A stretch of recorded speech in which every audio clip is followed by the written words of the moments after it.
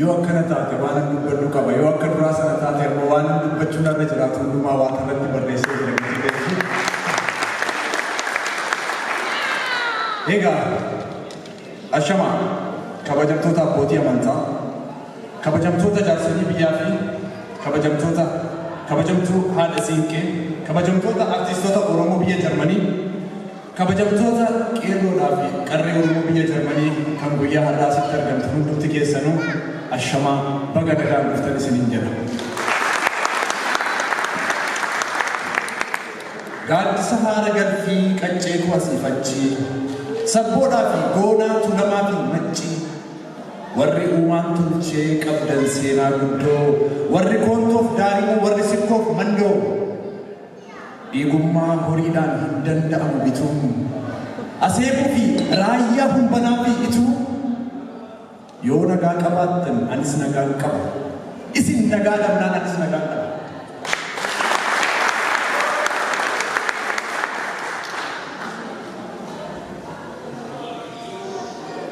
warri kamiseef baatii Oromoonni walloo ciroo hamma dirree warri afran qalloo warri Awaash gamaa Fantaallee Karrayyuu onnerraa fudhadhee isin yaada hordhayyuu warri Jahambachoo Jiilleedhaa fi Galaan karaan fagaatullee isin bira garaan garuu fageenyi hin ittisu Oromoon tokkuma nagaan keessan kootii attamii naguma. Egaa guyyaan har'aa anaafis ta'ee biyyoota koo kanneen daandii ogbarruu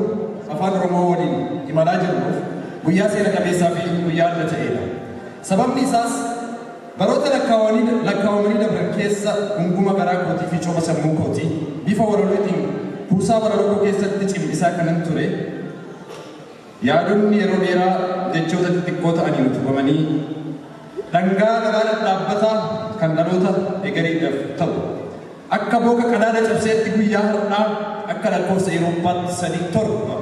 bara 2021 magaalaa Nuurenbergitti eebbaaf dhiyaachuu isaati.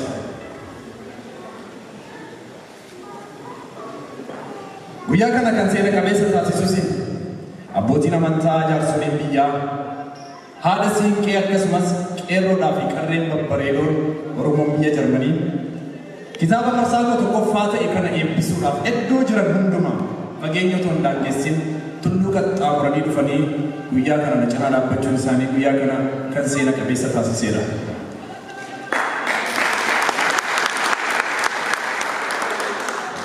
Egaa guyyaan har'aa kun anaaf imala daandii ogbarruu afaan Oromoo irratti guduunfaa fi xumura hojii koo marsaa tokkoffaa ta'us garuu hojii koo marsaa lammaffaa itti aanuuf jalqaba akka ta'e gamanumaan isin beeksisa. Waata eeyyeen waata waa'ee kitaaba waataa irraa waanuma gabaabduu jedhee bira dabruu fedha. Namoonni hedduun waata kallattii garaagaraatiin beeku kallattii garaagaraatiin ibsu hubatus inni tokko gosa inni tokko hortee Oromoo kan ta'e ayyaantuu warra eebbaatti beeku. Egaa waata goloo majjii irraa wanti gabaabduudhaan dubbadhu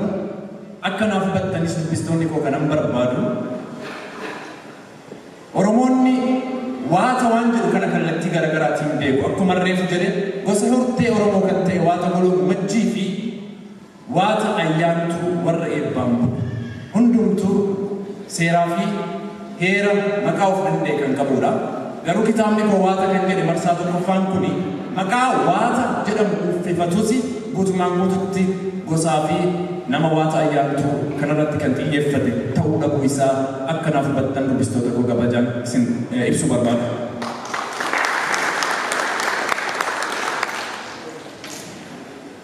Waltajjii kanarrattis kanan jechuu barbaadu guutumaan guututti kitaabni koo waata irratti kan xiyyeeffatee guutumaan guututti barraa'e jechuu qofa otoo hin taane kitaabichi waa'ee waataa gadi fageenyaan ibsuu baatus garuu seensarratti waa'ee waataa fi dhufaatii waataa gabaabinaan kaa'eera. Gadi fageenyaan waa'ee waataa immoo kitaaba marsaa itti aanuuf waan qusadhe qaba sanas akka abdiin eegdan kabajaan isin gaafadha.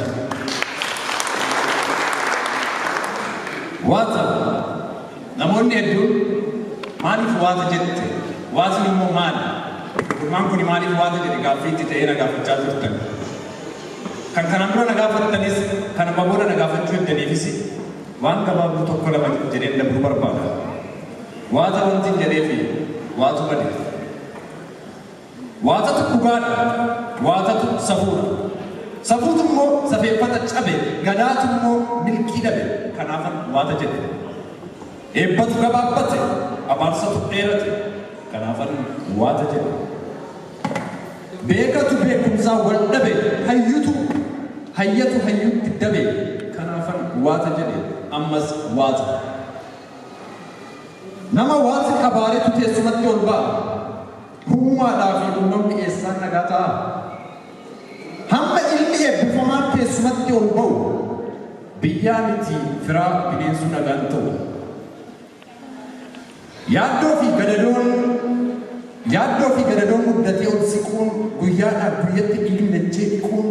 samii mucha bu'ee rooba irraa dhabuun sanyii facaasanii makaruu dadhabuun sababni isaa maali kan jenne yoo ta'e waatni ulfina dhabuutu kan kanaan ga'e hamma taabuun beekee waataa ulfina laatu biyyaa miti biyyeen waa badan nagaan taatu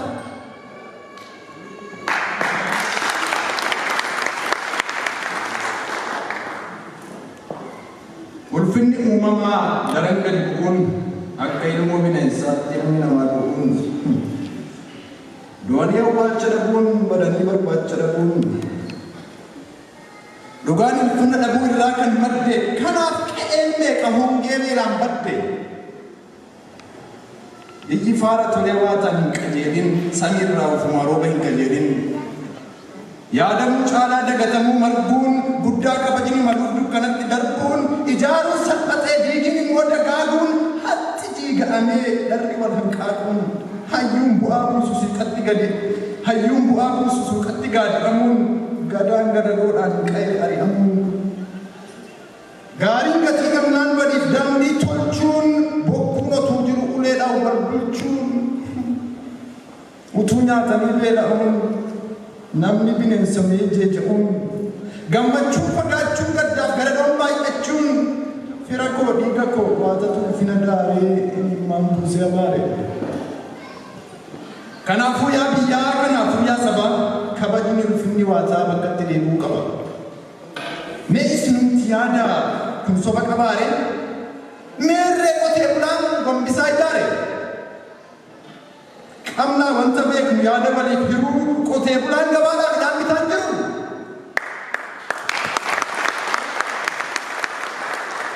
daldalaan dur daldalee bu'aa meeqa argatu har'a meeqatu kasaaree kan harka namaa eeggatu barataan dur baratee gaachana sabaa ta'u kanarra oliif gadi ta'e manni alakkaa'u utuu waatni dhoowwee dhiisaa jedhee kadhatu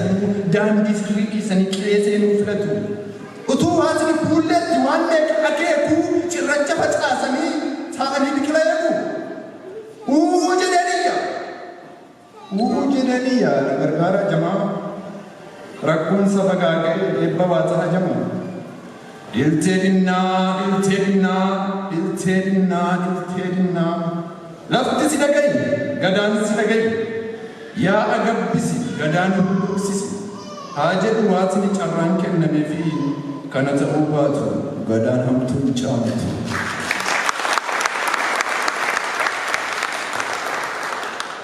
egaa akaakuu afoolaa damee ubarruu keessaa walaloon iddoo qaba walaloon yeroo gaddaas ta'ee gammachuu yeroo dhiphinaa fi yaaddoo akkasumas yeroo kaayyoo fi hojii jecha dachaa godhanii toora hamilee ofii ittiin qaranidha walaloon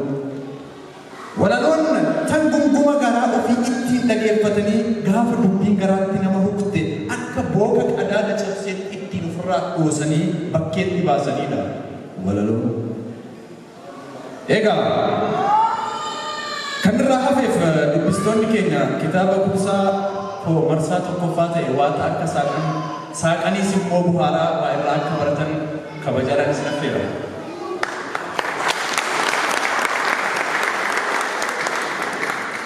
kanatti aansuudhaan kitaabni kun micilee yaada ganamaa irraa eegalee gulaalamee kitaaba ta'ee hamma xumura maxxansa isaatti namoonni nafaana turan hedduudha. Isaan kana mootummaa balatuufiin bira dabruun barbaadu. Hunda dursuudhaan bu'aa bahii hedduu keessa kan na dabarse guduunfaa imala koo daandii dheeraa akkan goola buufal kan guyyaas humna naaf ta'ee kan guyyaa har'aa kanaan naga'e waan guddaa ol ta'eef galanni si haa ta'u jedha.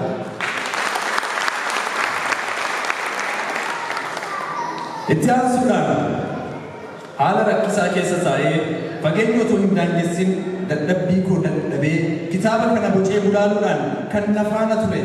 barataa muummee afaanii kan ta'e yuunivarsiitii Finfinnee irraa hiriyaa koo Waloo Hussein Dabalaa galatoofachuu barbaadu galatoofadhaa.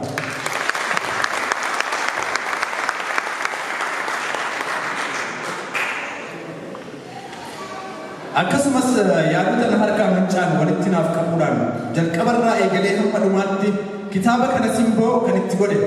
barataa muummee gaazexeessummaa kan ta'e yuunivarsiitii Finfinnee irraa abbaa kitaaba Argii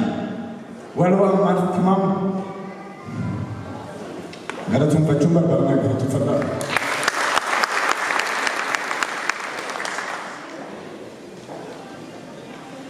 Iddoo koo bu'ee odeeffannoo waataa walitti naaf qabuudhaan kan shoora guddaa taphate barreessaa kitaaba dhiigni dhiiga hin dhabu jedhu hiriyaa koo Jawaaroo Nagahuu galatoonfachuun barbaadnaa galatoonfadhaa. Yeroo baay'ee waa'ee obbarruu yeroo kaasu nama tokko hin irraanfannu. Isheenis haala walaloo kan taate seerluga jechootaa fi sirna tuqaalee akkasumas kitaabni kun akka kitaaba ta'uuf yeroo isheen naaf laattee kitaaba waata jedhu kana kan gulaalte haadha teenya Aadde Makiyyaa Abdullaahi naaf galatoonfadhaa.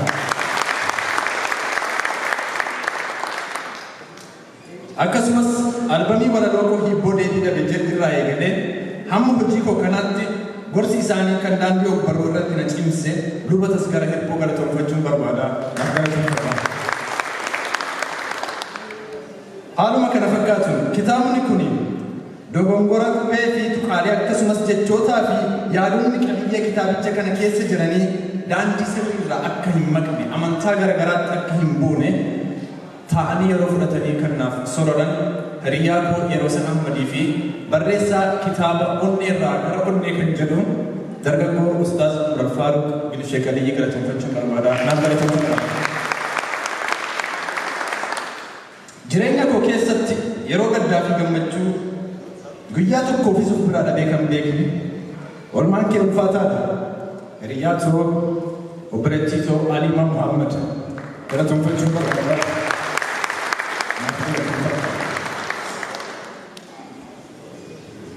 Akkasumas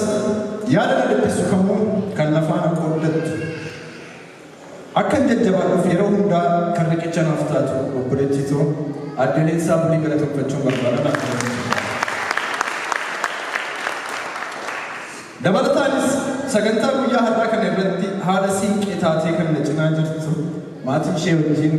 Aadde Fatiyaa Shubartii, Awwal Shubartii fi Dr. Uubee Shubartii galatoonfachuun barbaada.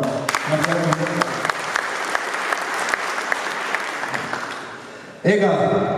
kitaabni kun maxxanee akka hawaasa koo bira galuuf gama diinagdeetiin kanneen ispoonsara naaf ta'an keessaa Saannatee Istiidiyoo, Oromiyaa Shop and Travel obbo Kumsaa Walde Gorgis akkasumas FES Itoophiyaa Aadde Fatiyaa Awwal Shubartii fi abbaa manaa ishee Dr. Uubee Shubartii akkasumas hiriyoottan koo kanneen diinagdeedhaan na cinaa dhaabbattan hedduu waan jirtaniif hunduma keessanuu galatoonfachuun barbaada. Ulfaadha. Kitaabni kun erga maxxanee booda beeksisa piroomoshiniitiin kaffaltii tokkoon ala kan na cinaa dhaabbatan keessaa sagalee uummataa kan ta'e Keelloo Miidiyaa, Saannatee Istiidiyoo, OGMC yookaan Oromiyaa Global Media Corporation, Saaddoo Art, Oraazii Show, Yaared Dibaabaa akkasumas yaadota naaf gumaachuudhaan yeroo hundumaa kan na faana ture obbo Abdul Qaadii Abbaa Jabal, hiriyaa koo Saad Ismaa'eel fi kanneen biroo kan nama toltu dhimma maqaa keessan otoo waan bira dabre hunduma keessanuu galatoonfachuun barbaada. Galatoonfadhaa.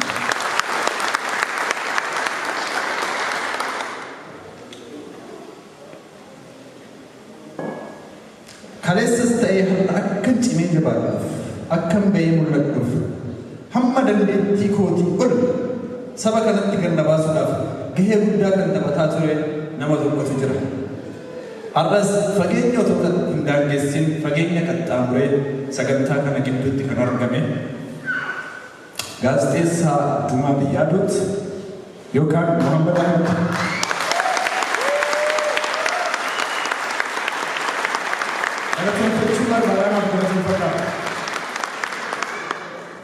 Akkasumas fageenya irra taa'ee yaadaa fi hamileedhaan akkasumas kallattii hedduudhaan kan na cimsaa ture guyyaa har'aa kana innis fageenya dheeraa qaxxaamuree kan dhufee gidduu kanatti argame obboleessa keenya Yaared Dibaabaa galateeffachuun barbaada. Naaf galateeffadhaa. Milkaa'ina sagantaa kanaatiif dadhabee otoo hin jedhin dhimma koo dhimma isaa godhatee kan nafaan dhama'aa ture hiriyaa koo Saaddoo Abdul jedhin ulfinni kee oolmaan kee guddaadha ulfaadha. Guyyaan kun anaaf guyyaa seena qabeessa akka ta'ee dabruuf gahee guddaa kan taphattan akkasumas milkaa'ina sagantaa kanaatiif lafee jilbaa kanneen taatan koree qindeessitoota sagantaa kanaa adda durummaadhaan obbo Muhammad Sheekaa, obbo Jamaal Walii akkasumas kanneen maqaa keessan utuu hin tuqin bira dabre hunduma keessan sagantaan kun isin ilaalan bareedu gatii ta'ee fi galateeffachuun barbaada. Naaf galateeffadhaa. Dhumarratti erga waan hundumaa dabre guyyaa har'aa kanaaf har'a ga'e isin ala guyyaan kun guyyaa ta'e hin dabru gatii ta'ee fi hawaasa koo Oromoo biyya Jarmanii hunduma keessan galateeffachuun barbaada.